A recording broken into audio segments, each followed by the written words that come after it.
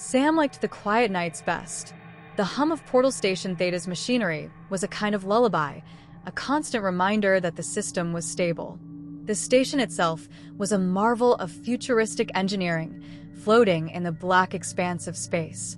Its sprawling network of conduits and glowing control panels gave it the appearance of a technological cathedral. As a maintenance worker, Sam's job wasn't glamorous, but it was steady. Keep the conduits clean, monitor the energy flux, and, most importantly, respond to glitches. Most of the time, glitches were minor, a stray power surge or a misaligned emitter. But tonight, something was different. Station Theta, diagnostic alert. Dimensional anchor unstable, the robotic voice announced. Sam rubbed his temples and sighed, glancing at the holographic clock on the wall. "Not tonight," he muttered, grabbing his toolkit. The portal loomed in the center of the station's core chamber, a massive ring of swirling, blue-white energy that bridged dimensions for research and trade. Normally, it emitted a steady glow, but tonight it shimmered erratically, pulsating like a heartbeat. At the control panel, Sam quickly realized this wasn't a routine fix. The readings were bizarre. Energy levels spiked, then plummeted, as if the portal was trying to sync with multiple destinations at once. The holographic display showed cascading error messages in red. Theta Control to Sam. "What's your status?" The voice of his supervisor crackled over the comm. "It's weird," Sam replied. "I think the anchor's caught between dimensions. I'll check the stabilizers manually." "Be careful," came the reply. Sam approached the portal.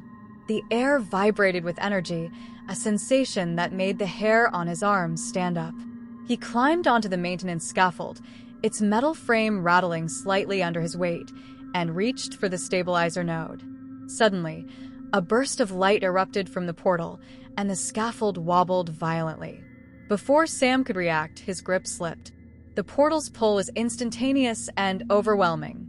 With a startled yell, he tumbled through the shimmering ring and into the unknown. Sam's descent felt endless. Colors he couldn't name streaked past him, accompanied by a cacophony of sounds that defied description. It was as though he were falling through the fabric of reality itself. When he finally landed, it was with a heavy thud on soft, mossy ground. Gasping, he sat up and took in his surroundings. The world around him was surreal.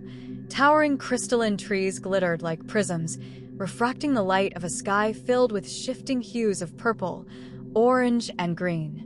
Strange creatures, part organic, part mechanical, moved gracefully through the landscape, their glowing eyes studying him with cautious curiosity.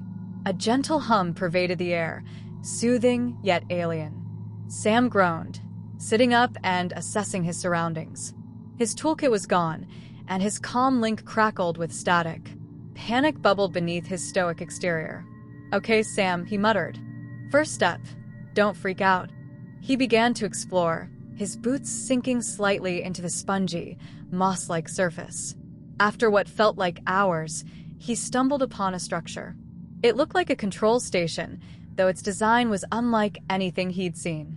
Sleek and organic, the building seemed to pulse faintly with life. In the center of the station was a device emitting a faint, familiar energy signature. "The portal," Sam breathed, hope rekindling in his chest. He approached the console, its symbols incomprehensible, but its function clear. This was a gateway. If he could figure out how to activate it, he might get home. However, a warning blared from the device, and Sam's heart sank as he realized what it meant. The portal's energy source was depleting. If it shut down entirely, he'd be trapped here forever. Sam worked frantically, deciphering the controls through trial and error. The console responded sluggishly, each command delayed, as if it were resisting him. Sweat dripped down his forehead as he pieced together a sequence that might reactivate the portal. As he powered up the device, the environment around him began to react. The ground trembled, and the crystalline trees emitted high-pitched wails that resonated in his chest. Staying meant survival in a collapsing world. Leaving meant risking disintegration in the rift. Come on," Sam urged, his fingers flying over the console. The portal began to form, its shimmering light a beacon of hope and danger. A timer appeared on the screen, 10 seconds until critical failure. Sam made his choice. He took a deep breath, tightened his fists, and dove into the portal as the world behind him erupted in a blinding flash. Sam landed hard on cold, metallic flooring. He looked up to see familiar surroundings, the maintenance bay of Portal Station Theta. Relief washed over him until he noticed the silence. No hum of machinery, no voices over the comm. The station was operational, but it felt off. Sam hurried to the control panel, pulling up the system logs. The records were intact, but his name was absent. According to the logs, Sam had never worked here. In fact, he'd never existed. Confused and shaken, Sam wandered through the station. His co-workers were there, but none of them recognized him. His tools, his locker, even his ID badge were missing. Theta control to maintenance, the comm crackled. Diagnostic alert. Dimensional anchor unstable. Sam stared at the portal. It shimmered erratically, just as it had before. He realized the truth. This was an alternate version of his world, one where his life had never intersected with the station. Despite everything, Sam couldn't ignore the call for help. With a weary sigh, he picked up a spare toolkit and headed for the portal, ready to fix another glitch in a universe where he was a stranger.